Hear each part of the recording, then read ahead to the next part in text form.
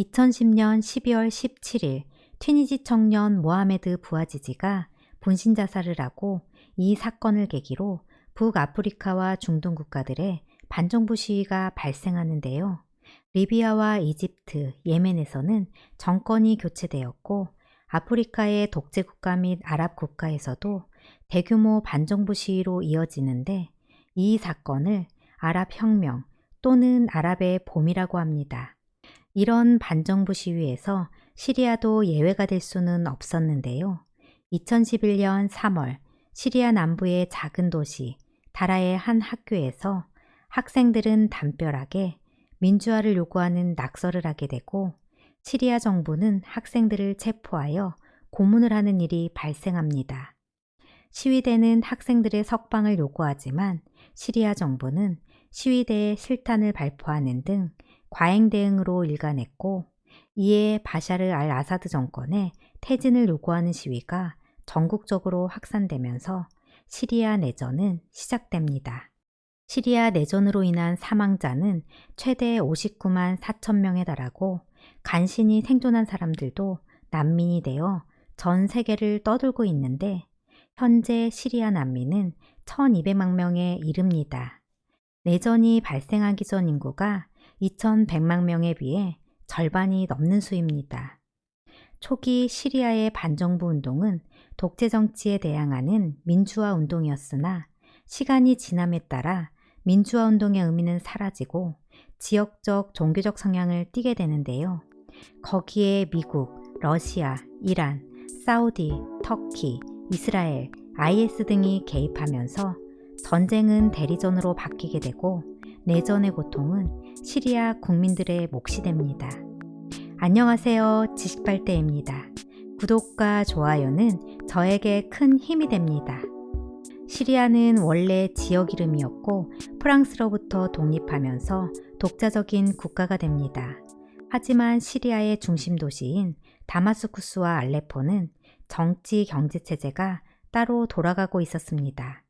시리아는 1946년 프랑스로 독립하면서 공화국이 되었지만 1949년 3월 쿠데타로 민주정부가 붕괴되고 1954년 군정에 대항해 봉기가 일어나 군사정권이 몰락하면서 민간정부로 이양되지만 1963년에는 아랍 사회주의 바트당이 쿠데타를 일으켜 정권을 장악합니다.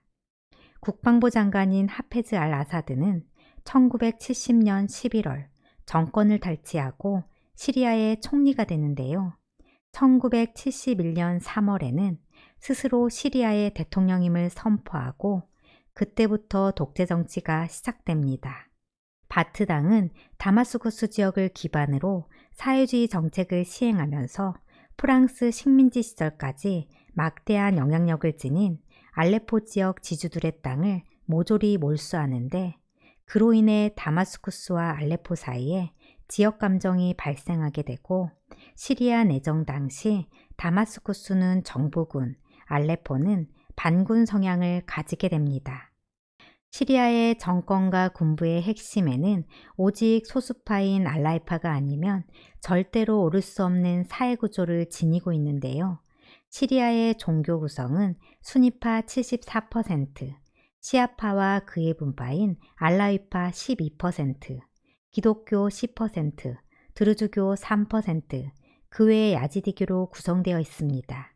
원래 알라위파는 이단이라는 이유로 아랍 세계에서 차별과 천대로 제대로 된 교육을 받지 못해 하급 공무원이나 가정부를 하는 계층이었습니다. 하페즈 알 아사드를 비롯한 알라이파가 군부에 많았던 것도 남들이 기피하는 직업이 군인이어서 취업하기가 쉬웠던 이유입니다. 하페즈 알 아사드는 2000년 6월 10일 간질성 폐질환으로 사망하는데 그의 후계자로 둘째 아들인 바샤르가 대통령이 됩니다. 바샤르는 처음에는 정치가가 될 생각이 없었는데 그의 아버지 또한 장남인 바셀 알 아사드를 후계자로 생각하고 있었습니다. 하지만 1994년 장남인 바셀 알 아사드 중령이 교통사고로 사망하게 되면서 바샤르 알 아사드가 대통령이 됩니다.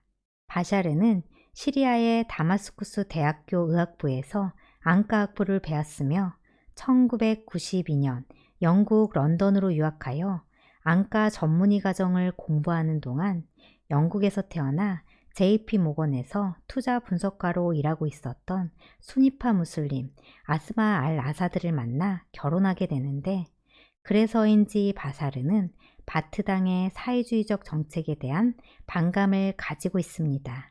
바샤르 알 아사드는 2000년 7월 취임 연설에서 국민의 광범위한 정치적 참여와 민주주의적 개혁을 요구하는 연설을 하게 되는데, 국민 입장에서는 매우 당혹스러운 일이었습니다. 그의 아버지인 하페즈 알 아사드 시대에는 그런 것을 언급만 해도 체포되어 고문당했기 때문인데요. 이런 이유로 바샤르가 대통령이 됐을 때 시리아인들은 그를 희망이라고 불렀습니다. 취임 후에는 정치범을 석방하고 국영기업의 민영화와 경제개혁을 추진하고 아버지의 측근들을 숙청하는 등 대대적인 반부패 캠페인도 전개하지만 정치개혁은 뜻대로 되지 않았는데요. 바샤르의 온것 노선에 대항하는 바트당 보수파들이 있기도 했지만 2001년 9.12 사건으로 촉발된 중동 정세에서 미국 편을 들지 못해 미국과 시리아 관계가 틀어져 부시 정권 내내 테러 지원국의 혐의를 받게 되면서 경제 제재가 시작됩니다. 설상가상으로 100만 명에 달하는 이라크 출신 난민들이 시리아로 들어와 살기 시작했고, 이들에게 시리아 국민의 일자리를 잠식당하면서 내부적인 불만이 커지게 됩니다. 여기에 몇 년간에 걸친 흉작으로 농업에 종사하던 사람들이 파산하고 파탄난 농촌 경제를 뒤로하고 도시로 상경하는 이촌 향도 현상이 심화되어 결과적으로는 실업률 증가로 이어지게 됩니다. 독재가 완화된 것으로 생각한 시민들이 정치범 사면과 검열 폐지 등을 주장하고 나서자 바샤르는 비판적 언론인과 인권운동가들을 체포하는 등 강압 정치로 노선을 바꾸게 됩니다. 바샤르 알 아사드는 시리아 곳곳에 비밀경찰을 상주시켜 시민들의 행동을 감시하고 정치적 반대파라면 자신의 친척이라도 상관없이 숙청하며 정치범들을 고문하고 감금하는 등 인권 탄압이 계속됩니다.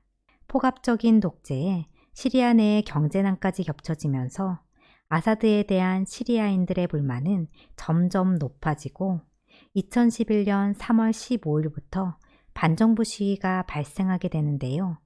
아사드 정권은 시위가 일어난 첫날부터 실탄을 발포하고 무자비한 강경 진압을 단행하면서 시위는 무장폭동으로 변하게 됩니다. 무장폭동은 시간이 갈수록 수니파와 시아파 간의 종파 갈등으로 더욱 복잡한 양상으로 전개됩니다.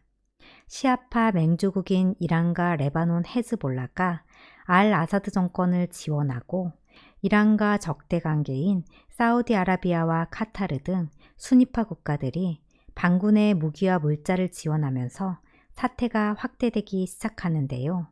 여기에 혼란을 틈타 세력을 키운 무장단체 이슬람 국가 IS가 시리아 북부를 점령하면서 정부군, 반정부군, IS, 3자가 복잡하게 대치하는 등 나라 전체가 사실상 무정부 상태가 됩니다. 그런 상황에서 쿠르드족은 독립을 위해 내전에 참여하게 되고 IS는 쿠르드족 거주지를 점령하면서 쿠르드족과의 전쟁이 시작됩니다.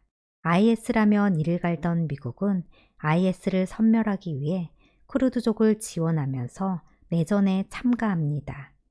옆나라 터키 입장에서는 시리아에서 쿠르드족이 독립을 하게 되면 터키 내의 쿠르드족도 독립을 위해 반란을 일으킬 것이 뻔한 사실. 그래서 터키는 쿠르드족을 테러 집단으로 지정하고 시리아 반군을 지원하면서 쿠르드족을 공격하게 됩니다. 하지만 미국 입장에서는 쿠르드족도 중요하지만 러시아를 막기 위해 터키가 필요했기 때문에 쿠르드족을 공격하는 터키를 어찌하지 못하는 이상하고 복잡한 상황이 되어버립니다. 결국 러시아도 시리아 정부의 요청으로 전쟁에 참여하면서 시리아 내전은 여러 나라가 참여하는 전쟁터가 됩니다. 하지만 더 막장으로 변해버린 건 복잡한 반군인데요. 반군은 지역적, 종교적 갈등 때문에 자유 시리아군, 이슬람 전선, 알카에다 소속 알-누스라 전선, 쿠르드족 4개의 계파로 나누어지고 반군들 내부에서도 수백 개의 민병대들이 독자적인 입장을 가지고 연합하면서 서로 분열하고 공격하는 내전이 발생합니다. 특히 알카에다 소속의 알-누스라 전선 반군은 아예 대놓고 시리아의 기독교 성직자들을 납치하거나 가톨릭 신부를 처형하는 등 만행을 저지르기도 합니다. 그리고 온건 이슬람 세력으로 알려진 이슬람 전선도 이슬람 극단주의 국가 건설을 목표로 내세우는 집단이었습니다. 오늘은 시리아 내전에 대해 알아보았는데요. 내용이 도움이 되셨다면 구독과 좋아요 꼭 눌러주세요.